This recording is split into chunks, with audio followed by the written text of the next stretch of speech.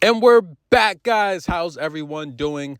I'm your host, Good Energy. I want to thank you all for the love and support as we get ready for the Australian Open, the first Grand Slam of the year, in the land down under the hot, humid summer. And we have a blockbuster matchup. Coco Gauff, the future of tennis, taking on big game Sofia Kenin. Listen, I don't care if you call her Sonia or Sofia, just don't leave out the big game. Let's go back to the first time these two ladies played. 2020, a 16-year-old Coco. At that time, I'll be 100% transparent with you.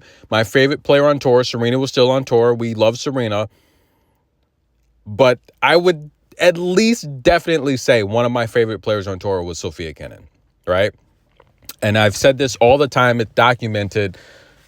Sofia Kenin, guys. Now, we all know she was born in Russia. Her dad brought her over to this country when she was like, what I want to say 3 years old. He literally had no funds. He went to the tennis club, begged the organizers, the directors, to let his daughter take free tennis lessons. The rest is history. We've seen Sofia Kenin play alongside with Venus Williams as a little girl. Venus has been so instrumental in a lot of these ladies' career. Venus Williams is like, I mean, she's older now, but she's like that. I mean, I guess she's, well, okay. Let's just say, I'm not going to say she's like that mother because she's not old enough to be, well, I guess technically she's old enough to be Coco's mom. Wow, I didn't realize that. I'm going to say Venus is like that big auntie, that big sister, right? To a lot of these ladies. And what she did for Sofia Kenin early on in her career is amazing. And of course, the hard work paid off. She said her goal was to be number one. And that 2020 season, she started things off by winning the Australian Open.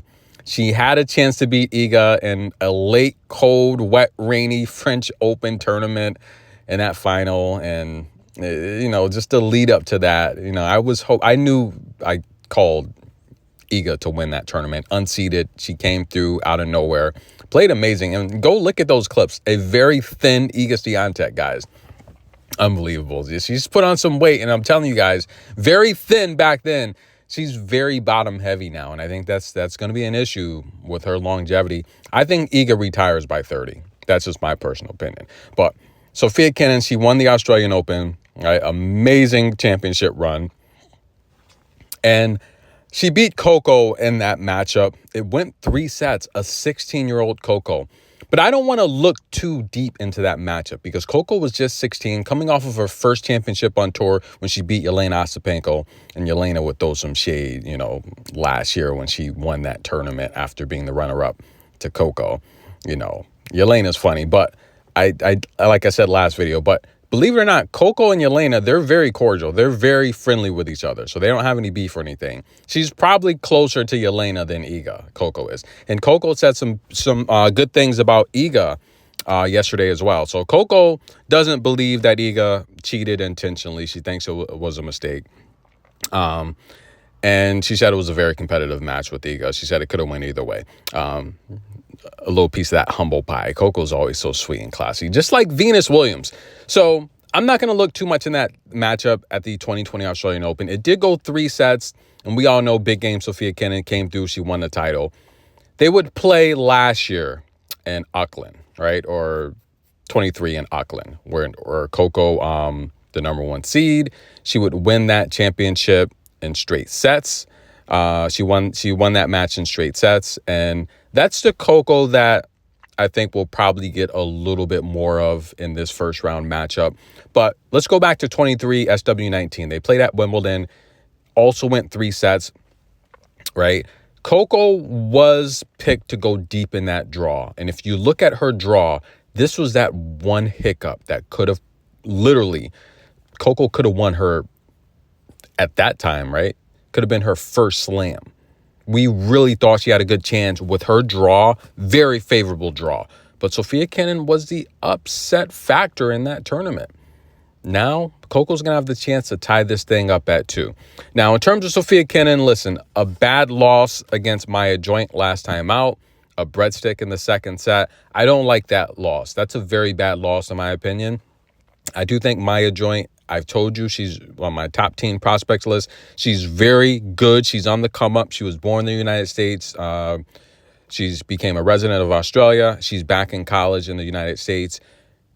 Big time game to watch out for, but that's a match Kenin has to win, right? Possibly lost a little bit of focus getting ready for the Australian Open. She's a former champion. There's a lot of press and media obligations. She's got to get to Australia. I understand that. We see it every time. Look at Iga a couple of years ago on grass, right? She doesn't have a grass championship besides juniors when she won Wimbledon as a junior. Match with Lucia Bronzetti, she would have won easily, right? She withdrew due to injury. She got to SW19, gave up the title. Could Kenin possibly have done that and lost focus? Possibly, but then again, why even play the match? So that loss, I do not like. Coco, on the other hand, she's playing solid. She's undefeated this year. She hasn't lost a set. Singles, she's played mixed doubles. She's very in form. I think she's the best when it comes to in shape. And we got Madison Keys and Pegula as well. They're playing themselves into shape. But I think right now, having the rest, having accomplished what she's done, the media's on her side, the fans are on her side, everyone's backing Coco, and her odds to win it, she was plus 550. It dropped to plus 350. She's back up to plus 450. Iga's got some movement as well. Sabalenka's about consistent. So right now, Iga and Coco are the two top players with a lot of movement. We saw Kim Jung. She had the fourth best odds to win the Australian Open. But once the big word got out that Reba would not be in her corner, he had hip surgery, which I announced this a couple months ago. Now Kenin had a lot of movement. Elena Rybakina surpassed her as having a better chance to win the Australian Open. This matchup here in particular, guys, Coco, can she become the world's ranked number one this year? I do think she can. It doesn't really need a lot to happen, guys. Really two things if we're talking long ball. Sabalenka to not win this Australian Open, right? An early exit before the finals, preferably. Even if she makes the finals and lose it, Coco still has a chance to become number one later in the season. And Iga to not win the French Open. If those two things happen, Coco just has to play consistent, go deep in tournaments. Win one of these slams, she'll be number one in the world. But in this tournament in particular, she's going to need Sabalenka to have an exit 1, 2, 3, fourth round. Iga to exit first or second round, win the whole tournament. Coco's number one. Simple as that. Easier said than done. But I do think Coco's going to win the Australian Open. She's my pick to win it, and this starts with this matchup here. Now, Coco Gauff, guys, listen. She's playing solid tennis right now. She's literally averaging about 4 aces per match. Still around 4 double faults per match, but she's winning 80% of her service games. So when you factor in her defense where she's breaking opponents at a 50% rate, she's winning 50% of her return games and holding 80% of her serves, that's very tough to beat. That's very tough to beat because she's destroying you on the offensive side. She's showing consistency, and she is just destroying any type of offensive weapon you're trying to throw at her, right? So that's very important. Sofia Kenin, she's averaging about 1 ace per match, but she's giving triple that back in free points. She's averaging 3 double faults where Coco's aces and double faults are canceling each other out. So you can look at these service games with Coco being a much better returner, and Coco's up already 15-30, 15-40. She's got breakpoint opportunities. Kenin's winning about 69% of her first serves, right? But what's concerning to me is she's only winning about 21% of her first return points, and about it's varying depending on her matches, anywhere between 40 to high 50% of her second return points, right? The thing with Sofia Kenin, we go back to that prediction I gave a couple of years ago against Sabalenka, right? Key strategy. She's got to hit the corners, attack deep, much like Victoria Azarenka does. Hit the corners, extend the court, stretch the court wide. If she's going to have any chance to beat Coco, I think she's going to have to mix up fast balls with short balls, long balls with deep balls, adjust the pace, but she has to get Coco, she has to slow Coco down. She has to do everything in her power to slow Coco down and make Coco think. If she lets Coco just run wild out there with intuition, instinct, Coco's going to destroy because the game's going to be too fast for Sofia. Sofia has the mix and short balls, even though Coco's going to return most of them, and it's going to be frustrating, but she's got to mix up the pace, short and deep balls. She's got to attack the corners, how I said she needed to do to beat Sabalenka, and she did exactly that. She's got to attack the corners deep. Get Coco thinking, get her off balance, and do everything you can to redirect pace.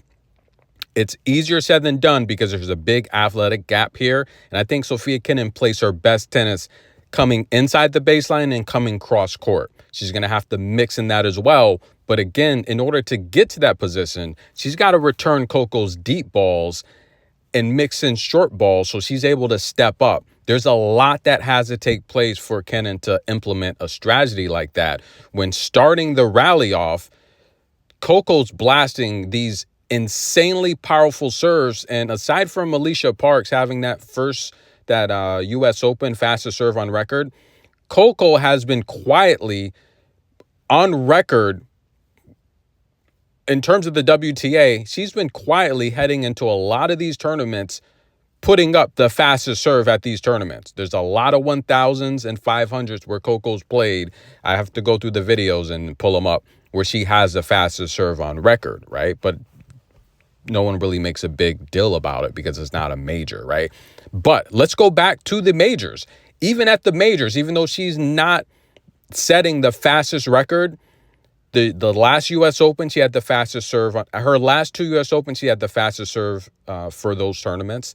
The last Australian Open, she had the fastest serve for that tournament, as well as the French Open and SW19. Coco is putting up the fastest serves. It's just not in history for these tournaments. So this group of ladies, even over Sabalenka, Coco is very fast on that serve, very strong and powerful. And that's going to be a problem for Sofia Kenin. She's going to start the rally off on the back foot, and I see just Coco just stepping up, hitting winners.